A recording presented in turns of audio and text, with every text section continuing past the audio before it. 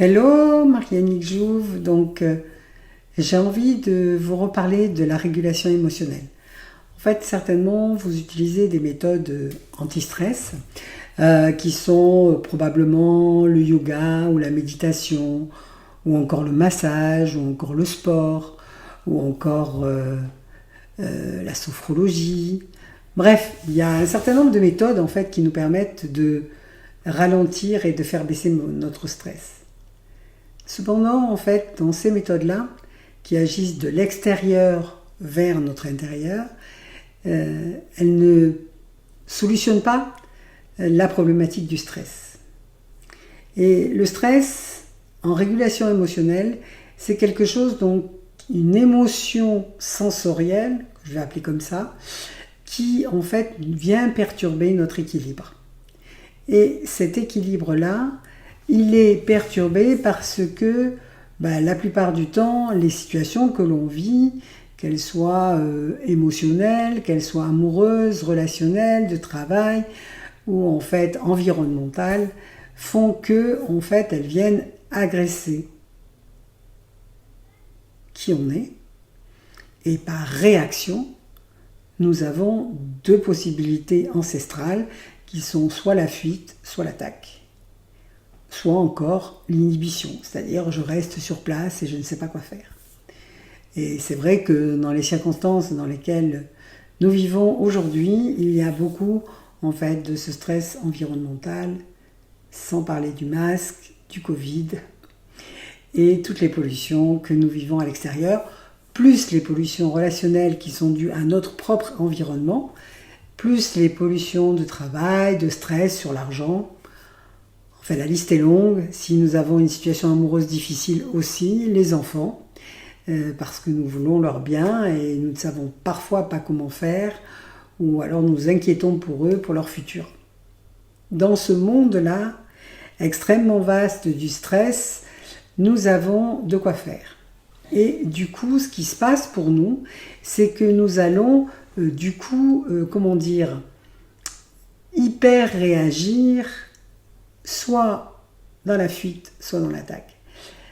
Mais ce stress va être interne. C'est pas extérieur. Nous n'allons pas combattre la plupart du temps.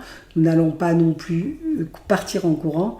Nous allons rester là avec cette information que nous n'arrivons pas à traiter. Ce qui va augmenter notre taux de stress. Qui dit stress dit tension. Qui dit tension dit perturbation corporelle.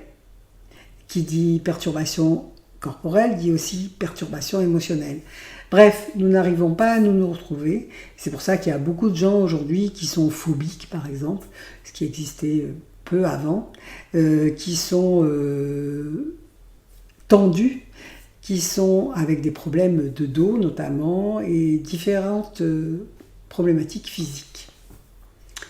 Hypertension, diabète, problèmes de nourriture, enfin, la liste est longue. Et c'est rare que vraiment quelqu'un d'entre nous y échappe, à moins de vivre sur une île plus ou moins déserte, avec des choix de vie très stricts. Parce que nous sommes humains, nous avons envie de fantaisie, de légèreté, de vivre. Et la sensation de vivre, c'est aussi de faire des expériences. Alors, c'est là où la régulation émotionnelle entre en jeu. Elle nous permet en fait de l'intérieur de voir ce qui se passe à l'intérieur de notre corps. Et quand on se remet en situation de ce qui nous perturbe, de ce qui nous fait monter une émotion, on se rend compte qu'on vit des choses corporellement internes. Pas dans le raisonnement, pas dans l'analyse, pas dans les grosses émotions, mais juste en fait une sensation que dans notre corps, il y a des mouvements qui s'opèrent dont nous n'avons pas conscience la plupart du temps parce que nous nous agitons et il s'agit de les mettre à jour. Et quand on les met à jour, quand on accepte en fait de vivre ces sensations, on se rend compte, le bénéfice de ça, c'est que du coup, la raison pour laquelle nous sommes en stress disparaît. Donc c'est vraiment sympathique. Et ça nous donne une sensation de paix, de bien-être et de bienveillance vis-à-vis de nous. Donc c'est tout bonus. Et bien sûr, augmenter l'amour pour soi. Donc ce que je vous propose, c'est de tester.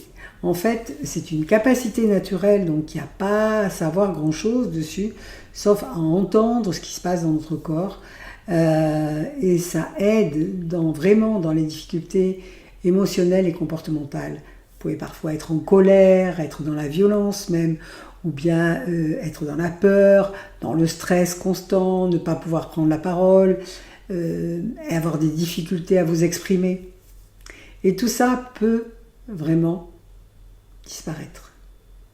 Donc c'est une invitation à accéder à vos émotions positives, la joie, la sérénité, la fierté, la gratitude, toutes ces bonnes choses pour nous, grâce à la régulation émotionnelle.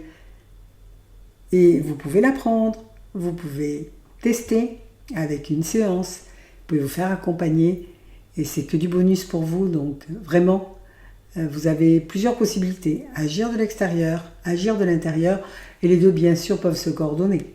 C'est pas l'un sans l'autre, ou l'un avec l'autre, c'est aussi en fait une autre manière de voir les choses. Donc je vous dis à bientôt, je suis Marianne Jouve, je fais de la régulation émotionnelle depuis 10 ans maintenant, et chaque jour je prends conscience en fait des nuances qu'il peut y avoir dans cet outil.